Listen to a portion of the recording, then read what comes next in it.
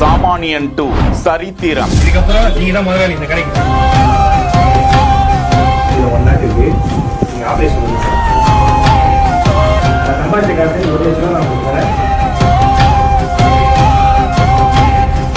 KPY என்கிற real hero திரைத்துறையில் தடம் பதித்து கதாநாயகனாக அறிமுகம். ஒரு நாள் கால் பண்ணி இல்லடா உன்னை வச்சு ஒரு ப்ரொடியூசர் பண்றேன்னு சொல்லிட்டு வந்திருக்காரா. சிவகார்த்திகேயன் பட வெளியீடு அன்று வெளியிடப்படும் பாலாவின் காந்தி கண்ணாடி.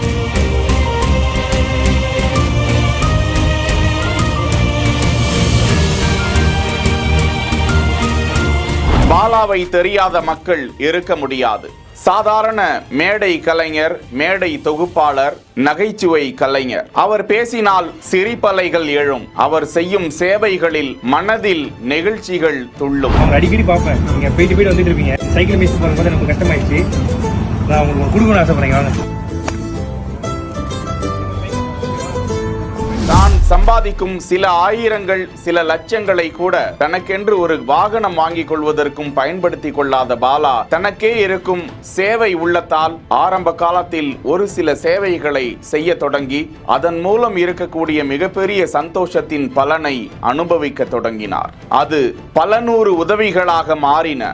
அதற்காகவே பல மேடை தொகுப்பு பணிகள், விளம்பரங்களில் நடிக்க தொடங்கினார். தொடர்ந்து குக்கிராமங்களில் ஆம்புலன்ஸ் வசதிகளை செய்து தருதல், சுத்திகரிக்கப்பட்ட குடிநீர் நிலையங்களை அமைத்து தருதல், ஏழை எளிய மாணவர்களுக்கு கல்வி கட்டணத்தை வழங்குதல். ஒரு பெட்ரோல் பங்கில் பணிபுரிந்து கொண்டிருந்த ஒரு இளைஞர் தனக்கு இப்படி ஒரு பைக் வாங்கணும்னு ஆசை. வண்டி காசு பெருப்பால் அடி கூட வழி என சொன்னதை கேட்டு நெகிழ்ச்சியடைந்து அவரை தேடி சென்று பைக் வழங்கியது, பல்வேறு மாற்றுத்திறனாளிகளுக்கு பல்வேறு உதவிகளை செய்தது என உள்ளம் பூரிக்கும் அளவிற்கு அடுத்தடுத்து தனக்கென்று ₹1 சேர்த்து கொள்ளாமல் தான் சம்பாதிக்கும் பணம் அனைத்தையும் சமூக சேவைகளுக்காக பயன்படுத்தி வருபவர் நடிகர் பாலா. கிடார் மலை கிராமம் சுற்றி உள்ள கிராமங்களில் கிட்டத்தட்ட 1000 குடும்பம் வசிக்கிறாங்கன்னு சொன்னாங்க. அதுக்கப்புறம் அந்த ஃபெசிலிட்டி உங்களுக்கு இல்லைன்னு இல்லை.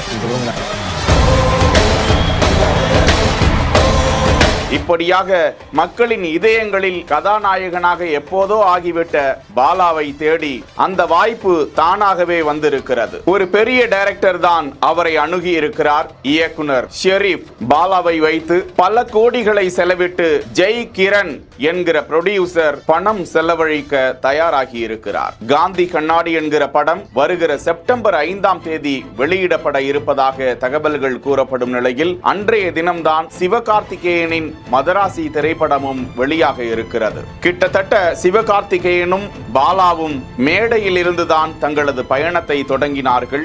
சிவகார்த்திகேயன் தற்போது உச்ச நட்சத்திரங்களில் ஒருவராக ஜொலித்துக் கொண்டிருக்கும் நிலையில் பாலாவும் ஒரு நாள் அதே போன்று ஜொலிப்பார் என்பதில் சந்தேகம் இல்லை என வலைதளவாசிகள் கருத்துக்களில் கதைத்து வருகிறார்கள். பாலா கதாநாயகனாக அறிமுகமானது குறித்து என்ன கருதுகிறீர்கள்? செய்திகளை வழங்குவோர் GT holidays, Medway hospitals, Prithvi இன்னர்வியர்ஸ்.